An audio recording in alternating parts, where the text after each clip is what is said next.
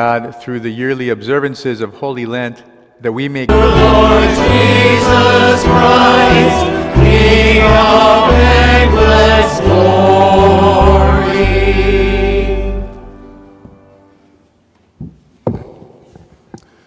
The Lord be with you.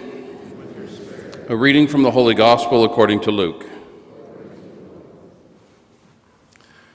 Filled with the Holy Spirit, Jesus returned from the Jordan and was led by the Spirit into the desert for 40 days to be tempted by the devil. He ate nothing during these days, and when they were over, he was hungry.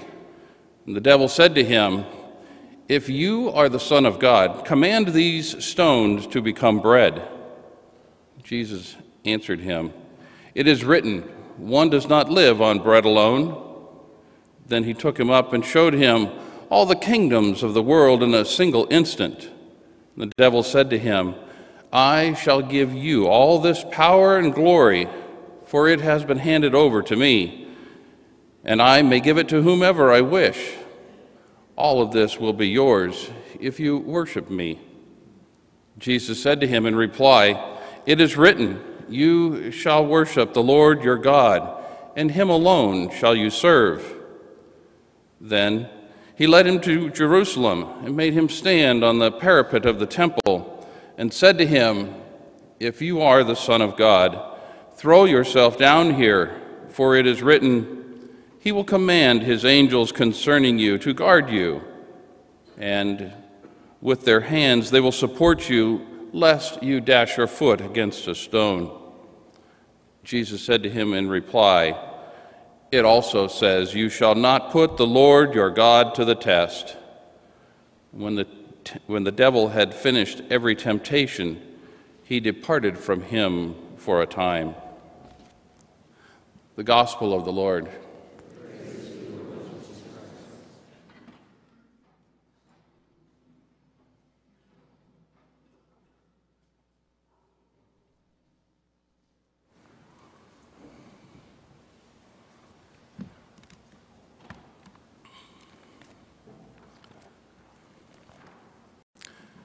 Our readings today, we're reminded of God's love for us, for the love that he showed the Israelites, he still has for us today, the faithfulness that he has exhibited with the Israelites over the years in spite of their infidelity, in spite of their waywardness.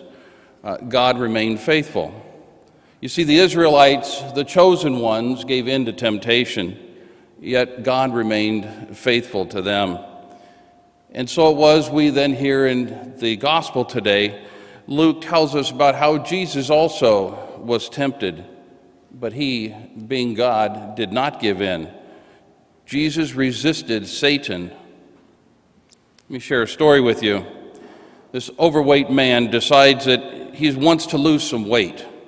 So he changed his diet, he changed his lifestyle, and they even went so far as to change the route that he would take to get to work, because on the way to work was this beautiful bakery that always had some wonderful delicacies in the window.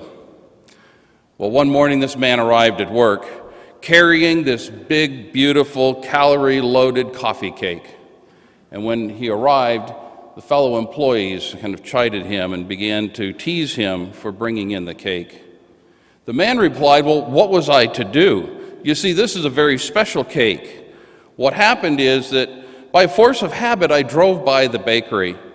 And therefore, when I looked in the window and saw these delicacies, I thought maybe this was God's hand in my life this morning.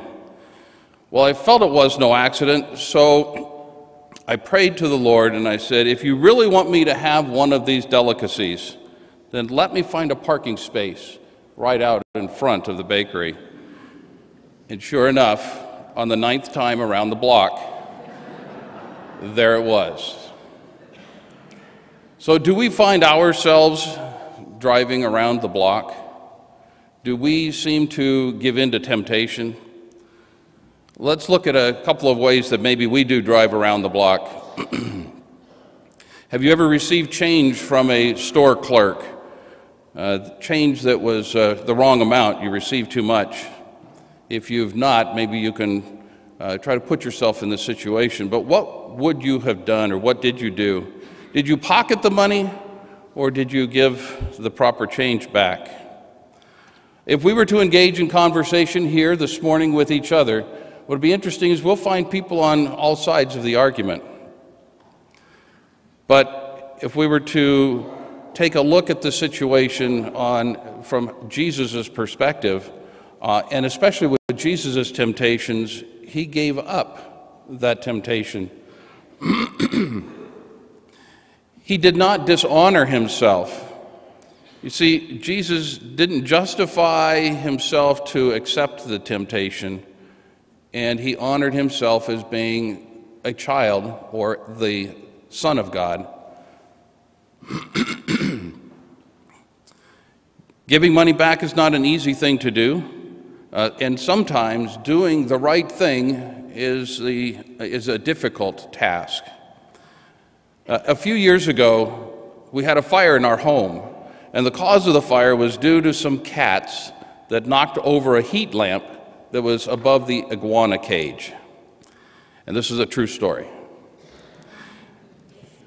The insurance company was trying to get Lisa and I to admit that we were negligent in setting up this cage so that they could go after another insurance policy. If we had agreed to admit to negligence, then we would have been clear of a lawsuit. However, we were not negligent. It would have been easy to admit that we were on paper, but we were not negligent. We weren't wrong. And at that moment, Lisa and I were adamant that we were not at fault. And because I followed Lisa's position, and I must admit I give her the credit, she was the stronger one, not giving in to temptation, she and I refused to admit fault, and subsequently we were sued by the insurance company. And we had to defend ourselves. We were eventually exonerated, but not without cost. In order to do the right thing and to not compromise our morals, compromise our standards, we had to pay a price. However, it was the right thing to do. And this is what we're faced with in our lives. There's many opportunities for us to stray with the temptations that come in front of us daily. But saying no is sometimes difficult and is sometimes expensive. Let's explore a couple of other options. What about when your car was broken into? Did you over-report the items that were in the car to cover the cost of the deductible? Or while at work, have you ever taken advantage of the company resources for personal gain? Maybe using a telephone for long distance, or wasting work time while surfing the internet or engaging in personal emails. If we're to engage in conversation again, we would hear different stories justifying positions. We would hear stories on all sides of the argument. Yet again, the real question is, have we compromised our morals? Have we compromised our integrity by following these temptations? Have we allowed society to influence how we view situations, right and wrong? You see, this Lenten season, it's a time for us to reevaluate our lives and ourselves. We're given another opportunity to look once again at the call of Jesus and to avoid giving in to temptation. Now, Jesus showed us by his examples that we're to live lives that reflect our calling. And our lives that we are engaged in is lives of the children of God. And we're called to live the lives of a child of God, and we're called to act and behave according to that call. So during this Lent, let's not drive around the block 9 times until that space opens up. Rather, let's drive the car past the temptation towards a life of peace and a life of love according to our call. according to the life that Jesus wants us to live, a life of honor, respect, and care for each other and care for God.